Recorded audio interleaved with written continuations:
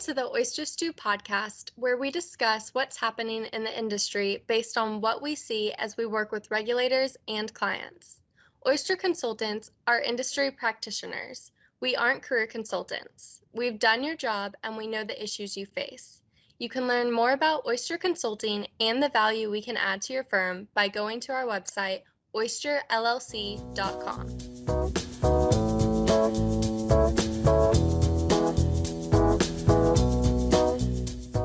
Hi, everybody. I'm Buddy Doyle, Chief Executive Officer of Oyster Consulting, and I am joined today by three members of our team, Evan Rosser, Jeffrey Hiller, and Ed Wegener. Today, we're going to be talking about the 2020 report on FINRA's examination and risk monitoring program and give you a little bit of overview of our reaction to the report.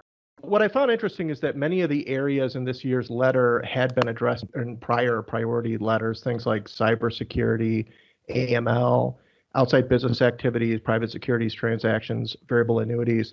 What was interesting and what I think is new is how the letter looked to apply traditional rules and requirements to new and technology-enabled products and tools.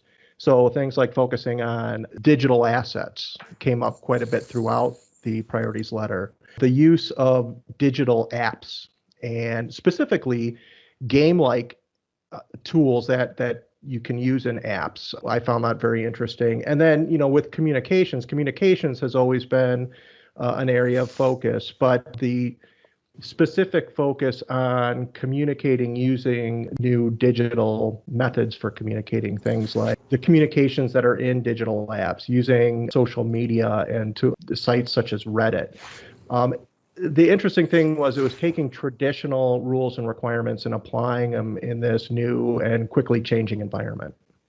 The other thing that I noticed in this document that was scattered everywhere is the term risk. How often they were talking about assessing risk, risk-based approaches. And it seems to me like as we're going through this, there is a risk process that you need to be thinking about in your organization. Risk assessments aren't required by FINRA, but they're alluded to so frequently. It's kind of come up with the question of how do you take a risk-based approach to compliance without a risk assessment? I'm not sure we'll be able to answer that question here. Any thoughts on the risk-based approach to this document and really to your compliance program that comes out of this? Buddy, I think to your point is there isn't anywhere that says specifically as part of the rule requirements that you do a risk assessment. But like you said, I think if you look throughout the rules and the guidance that's come out and things like these priorities letters, it kind of is a theme throughout all of those. And, one of the things that the rule requires is that you tailor your procedures to your specific business. And that tailoring would necessarily, I think, involve an assessment of where are the areas of particular risk for my firm, and do I have controls in place over those risks in order to be able to make sure that my supervisory system is reasonable. So I think that that's an important thing. And the other thing that you have to take into consideration is what you're hearing from the regulators is they're all saying that they're taking a risk-based approach to their examinations. And so as part of what they're doing to identify where they want to focus and put their attention, they're taking a risk-based approach too. They're doing their own risk assessments against all of the firms along the different risk areas that they're focused on and doing an assessment and using that to drive things like how frequently they do exams and what they look at when they get there. So I think that whether required specifically or not, I think it's really incumbent on firms, if they want to do a good job of managing their regulatory risk, is to do some type of risk assessment and then determine whether they have controls over those risks. I think it's implied in the policies and in the principle-based approach that you do in fact have to do. You can't assess your compliance department effectively without doing a risk assessment, and those risk assessments will change. Something may become more risky or less risky over the course of a year as the regulators' information evolves, as other colleagues in the industry are noted for what their conduct is. So I would pretty much say that it's implied that you must do it, and that you ought to do it just because it's probably the most effective way to capture some of what we need to capture. And I would suggest that a risk assessment should begin with, or at least have a large component devoted to conflict identification, because that would be a major risk for a lot of firms. And there's certainly many other areas of risk for broker-dealers, but identifying conflicts, mitigating those conflicts, eliminating them when possible, would be a major part, in my mind, of any risk assessment. So one of the things that the instructions talk about is conducting a gap analysis, and I think that is an obvious plan for firms to do. But some of these issues are going to be relatively large to go through and analyze and implement. So I think as you go through and do your gap analysis, one of the questions is, what do you do when you find a gap? Evan, you've done a lot of work with us on both as an independent consultant for regulatory orders, and some of those things are pretty hard and lead into pretty big initiatives.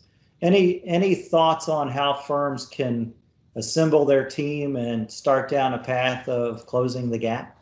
And I would start with, when we talk about risk assessments and gap analysis, firms should remember that in some respects your 3120 review is a gap and risk analysis. If you have branches and OSJs, your branch exam program helps identify gaps and deficiencies in your program and risks. Your email review can help identify gaps and risks.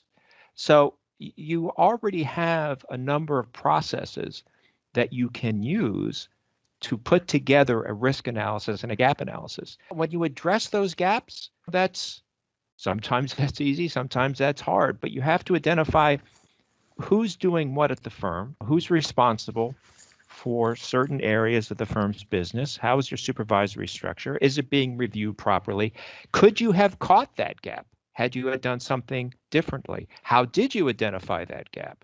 If you identified that gap, then maybe, however that was, you need to do more of in the future. But it is a way to identify these gaps and to bring them to the attention of the staff. This can't be something that's handled strictly by compliance or strictly by supervisors. It has to be a firm-wide effort, or at least a department-wide effort, depending on the size of your firm. But yes, we have been through that process with firms, and it does take a little work to get to the root of the problem, the cause, and addressing it takes procedures, it takes people, it takes training, and it can be a challenge, but it can be done, and it certainly is done. The only other thing I would add is, as a practitioner, and Oyster has a benefit that we have a lot of experienced ex-regulators. And so the only thing I would add to Evan's is that as you identify a gap, have a plan to fix it. Evan's gone through and explained that you may need a department here or more people in the firm, but have a plan. And by that, I mean a written plan, so that if you identify a gap today and through your analysis and know that you have to enhance a policy or procedure and that it may take more than a day, then have a written plan of how you're going to go about doing that. Because if the regulators come into your firm before you complete that item, but you can show them that you've identified it, you have a plan to fix it, and you're adhering to that plan, that mitigates some of the risk that you'll encounter as you move forward. A lot of times when we find a risk or we find a gap, it's because the firm wasn't looking at the right thing. They weren't looking at the right metrics. They weren't looking at the right facts or statistics. And maybe it's sometimes addressing that gap is simply looking at something differently and looking at a new set of facts to help find those gaps. And I think just one of the things to emphasize why this is so important is the shift that the regulators have made as they've implemented their risk-based exam programs, they focus less on whether or not you have procedures and supervisory procedures over a particular area, and more about the effectiveness of those procedures and controls. So they're going to come in and say, okay, well, show me how you're controlling this particular risk. And they're going to want to understand not just that you have procedures in place, but they're going to want to know, are those procedures effective? Do they mitigate the risk that they're concerned about? Are they being implemented appropriately? So they're going to test to make sure that they're being implemented. So unless you do this type of gap analysis, you can leave yourself exposed when the examiners come in and really do a very thorough assessment of the effectiveness of your controls. And I would caution people, though, as they find a gap and they try to close that gap, that if it's a difficult one to deal with, a difficult issue that's going to take a while, take steps towards mitigating the risk, and don't get so aspirational in your initial procedures that you can't follow them. So do realize that you may have to work through some things. You may need some workarounds in the interim. Don't be afraid to move towards a reasonable approach in a deliberate fashion rather than trying to, scenario a perfect approach to the topic that just takes you a lot longer. And Buddy, sometimes you need a new set of eyes. Some of these deficiencies, some of these gaps, it's hard for people that have been working with them to see the gap, to see a resolution. So it can be very helpful to get a different perspective on the program, on the risk, on the conflict, or the gap in the program. A lot of people have been working around that, have been accommodating it, have been, kind of working around it, and a new set of eyes to take a fresh look at it can be very helpful. Ask your sales team, ask your ops folks, ask your traders, ask your finance people. Those are all good influences because a lot of these things aren't necessarily around a manual, they're around a process. And so don't be afraid to get the folks, including the creative ones, the marketers and all those, in a room to bounce it around. We learn an awful lot here in our compliance practice at Oyster from our ops team, our grow team. And so I think it's a good idea to definitely make sure that you've pulled in resources that go beyond your own head and your compliance department to get some practical solutions to move forward. All right. Thanks, everybody. Hope you have a great week.